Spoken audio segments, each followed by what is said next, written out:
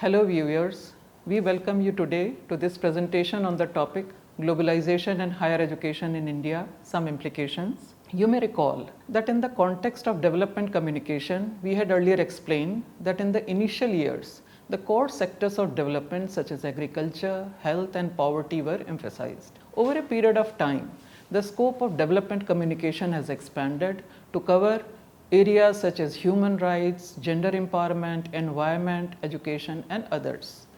Today, we shall take up the discussion forward and look at globalization and examine its implication on higher education. This is how the presentation has been designed. We shall start with the context and then move on to the concept and emergence of globalization in India.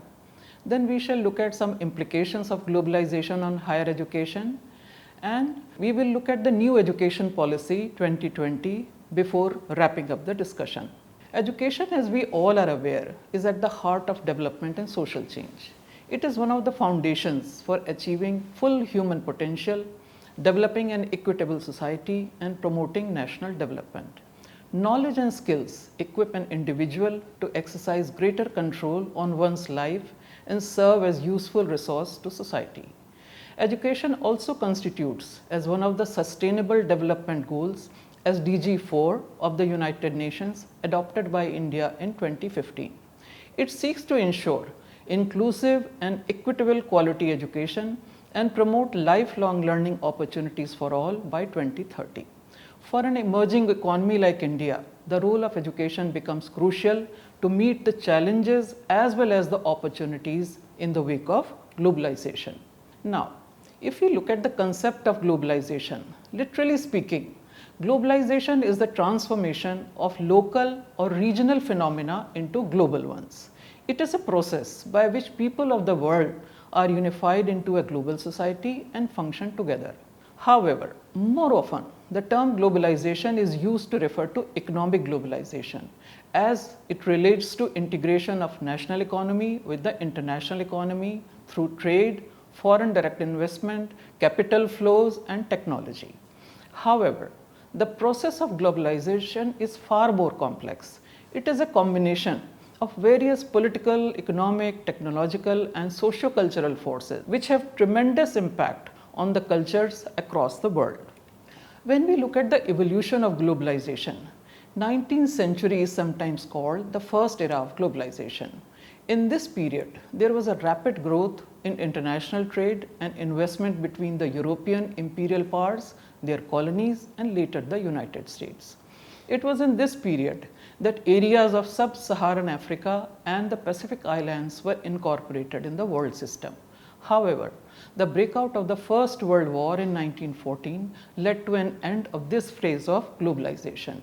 After the Second World War, the United States and Soviet Union emerged as the two superpowers, and post-war period led to the Cold War due to their ideological differences.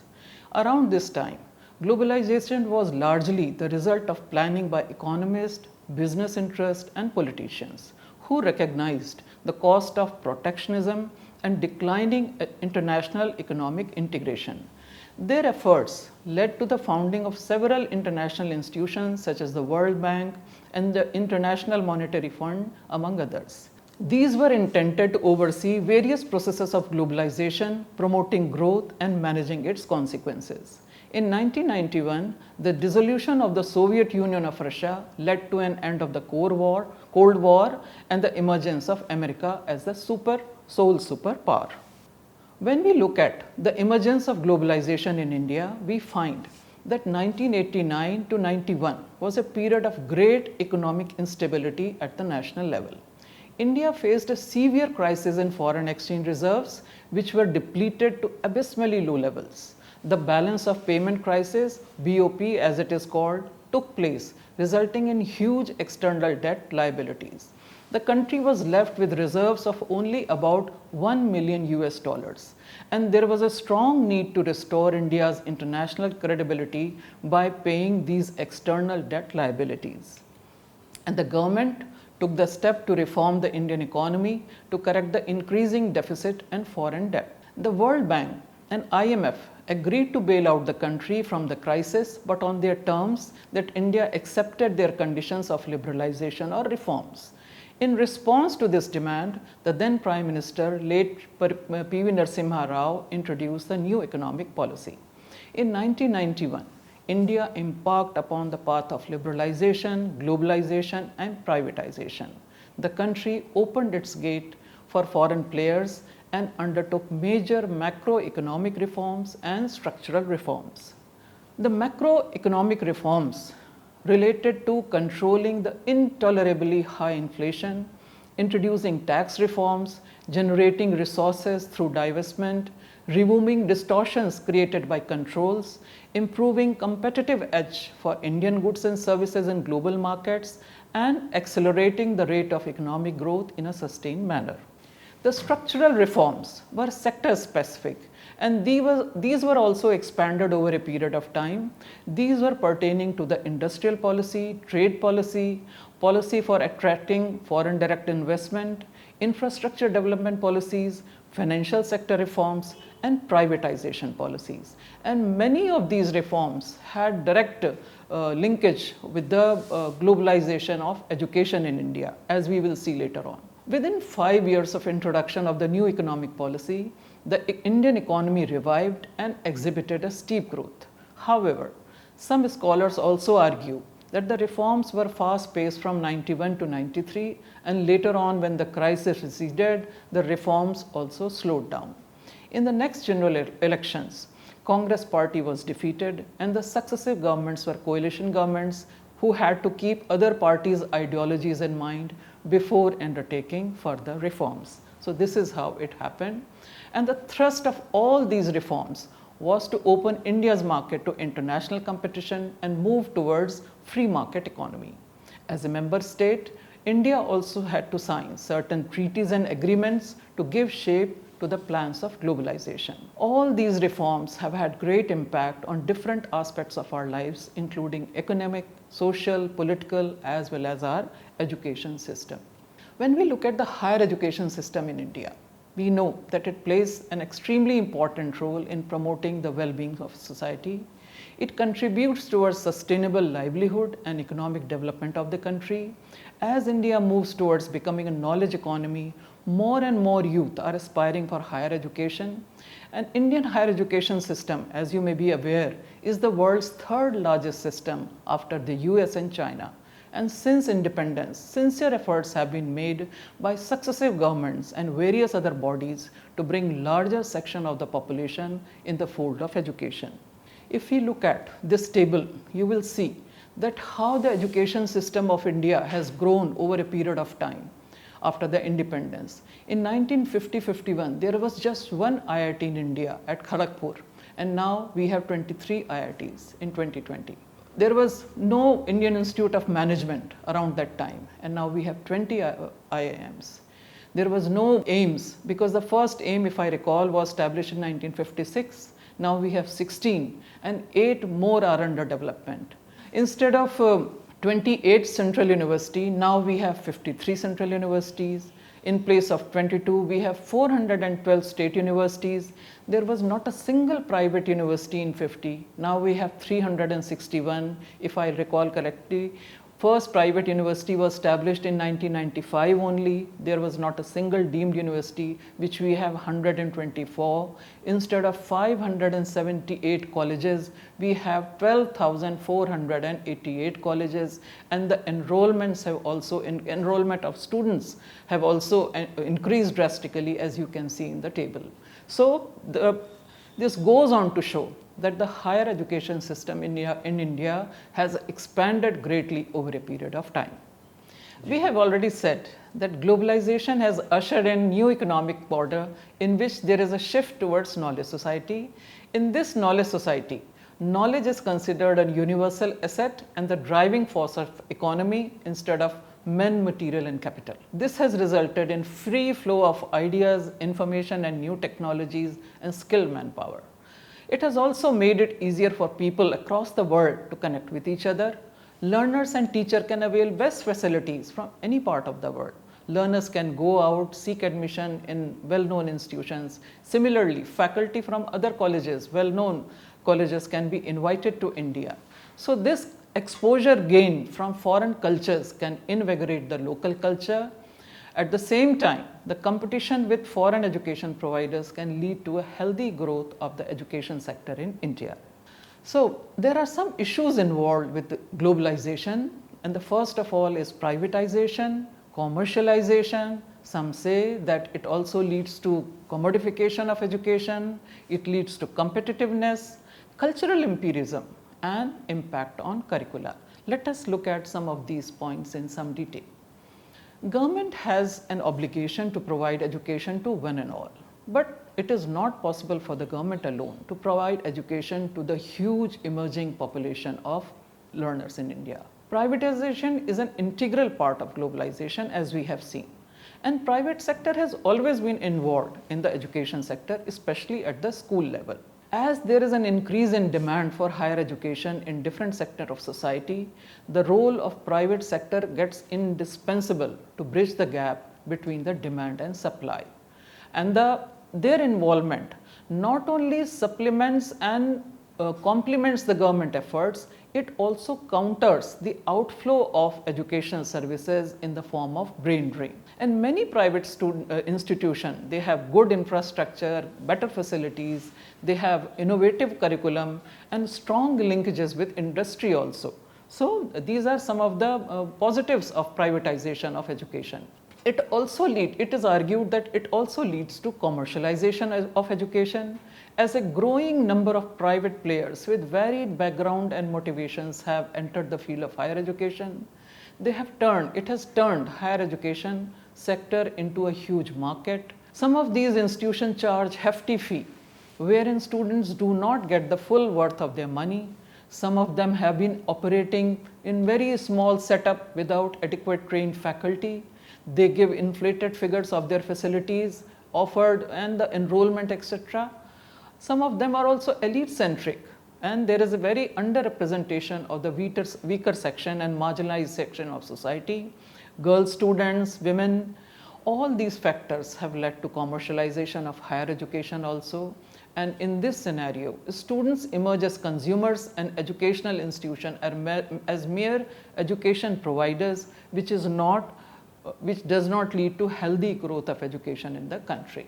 Let me quote a scholar, Anand, who says, commercialization in the field of education refers to the motive of making money or generating finances by devising commercially profitable procedures such as mass admission without ensuring requisite facilities, services for imparting sound education. And to safeguard the interest of the student community and parents, a government initiative, Jago Grahak Jago, which means consumer beware, stresses the need to ensure the bona fide of their claims and also to ensure the recognition of these institutions from our regulatory bodies. Now, survival in the new global education market calls for improved productivities and increased competitiveness. Since the education sector has become worldwide and not area specific, there is greater competition among educational institutions. While genuine competition needs to be encouraged so that higher education institutions upgrade their courses, services and technology for the benefit of learners, at the same time, they also need to provide greater choices in terms of free structure, facilities and quality teaching. In this regard, again, the role of regulatory bodies become very crucial. Globalization is also equated with westernization. It is believed that the Western thoughts and culture through their educational services may impact upon the local culture. Some scholars argue that education in a globalized world is under the influence of international institutions such as the World Trade Organization and Organization of Economic and Cooperation and Development. These institutions try to influence the education system of the world, ignoring their educational history, social reality, culture and economy. All this may lead to cultural imperialism, making the future generation rather ignorant of their rich cultural heritage. Even if there is no cultural hegemony of the West, There could be homogenization of culture leading to the loss of local culture and linguistic diversity.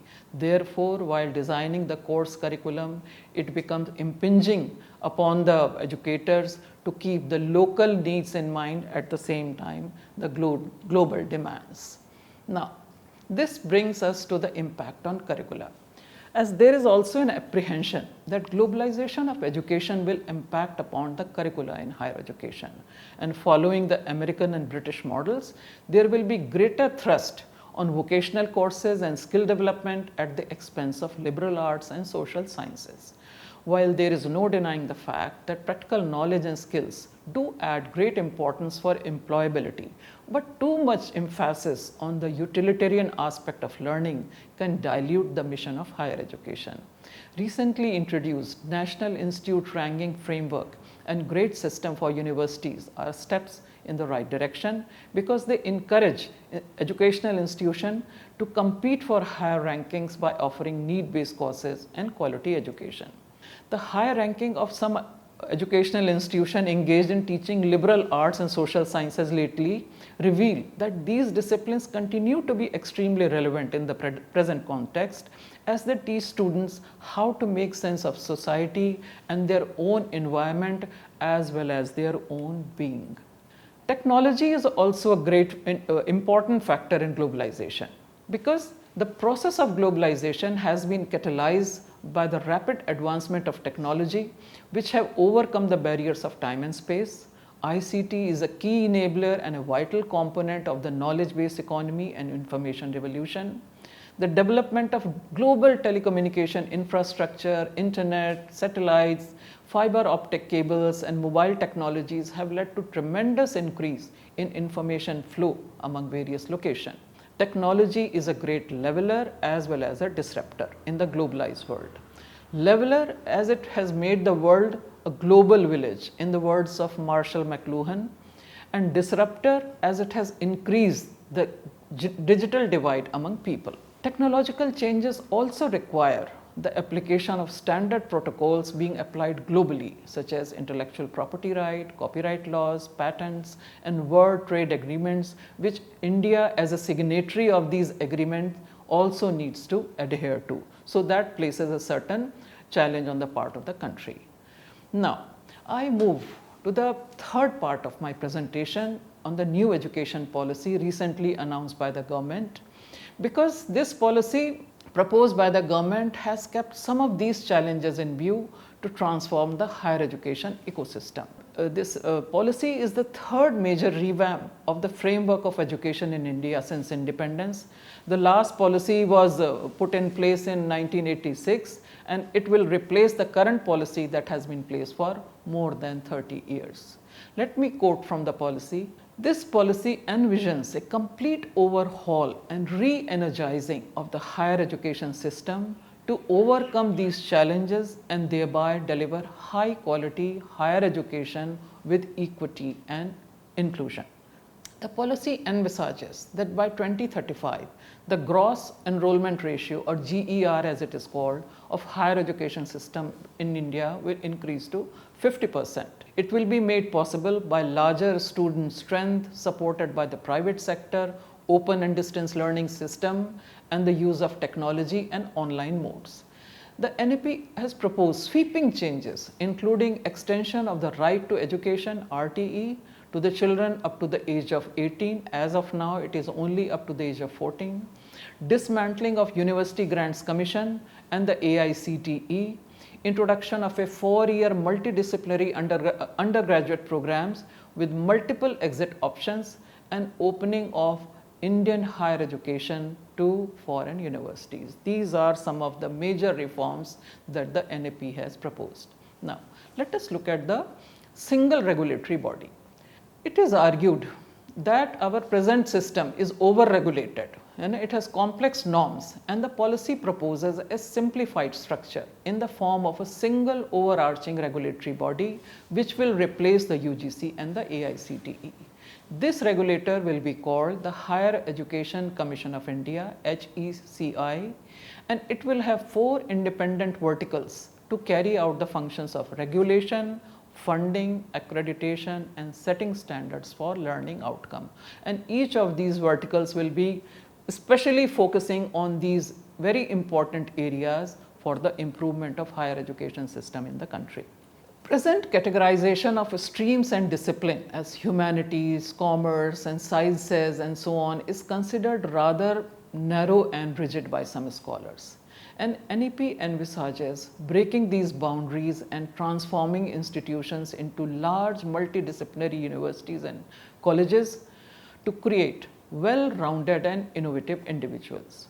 It proposes that all universities and colleges must aim to become multidisciplinary by 2040. And by 2030, at least one large multidisciplinary HEI should be set up, or in every district or near every district, in which the students of arts and humanities will learn more sciences. At the same time, engineering students will learn more of arts and humanity courses. And all higher education institutions will make an effort to incorporate more vocational subject and soft skills. So this is how the NEP envisages. And one major proposal of the NEP is to allow the entry of foreign education providers. In this regard, select universities, especially those from among top 10 in the world, will be encouraged to set up campuses in India. This reform will enable Indian students to compete globally while remaining connected to their Indian roots. This is how the NEP envisages. It is possible that their entry may increase the cost of education through high fee structures, and other institutions may also start charging high fee, and this can place higher education system out of the reach of a certain section of population. So proper checks and balances will be imperative. The NEP envisages India as a global study destination, an education hub, by providing premium education at affordable cost. Research, teaching collaboration, and faculty-student exchanges will be facilitated with foreign institutions, and credits acquired in foreign universities will also be permitted for the award of degrees in India. At each higher education institution, International Student Office will be set up for foreign students to coordinate all matters relating to them. At the same time, high-performing Indian universities will be permitted to set up campuses in other countries by signing mutually beneficial MOUs. So it will be a two-way process in which foreign institutions can come to India and Indian institution can set up campuses abroad. And with this, I come to the last slide of my presentation, and let me conclude by saying that various efforts are being made to re-energize the education system in India. Globalization has introduced some challenges as well as opportunities which are likely to get more pronounced in the coming years. The National Education Policy 2020 places great stress on providing universal access to quality education, research and innovation to take India forward in a competitive world. Since higher education in India is a mission aimed at public good, the emerging model will have to balance the local aspirations with global demands. In an increasingly globalized world, there is a strong need to check the existing disparities and optimize growth with social justice. And with this, I come to a close of this presentation. I hope it would have added to your knowledge, you would have found it useful. At this point, suffice to say that globalization has come here to stay, and there is a strong need to balance and to make it relevant for every section of society for the benefit of our population. Thank you very much. Thank you.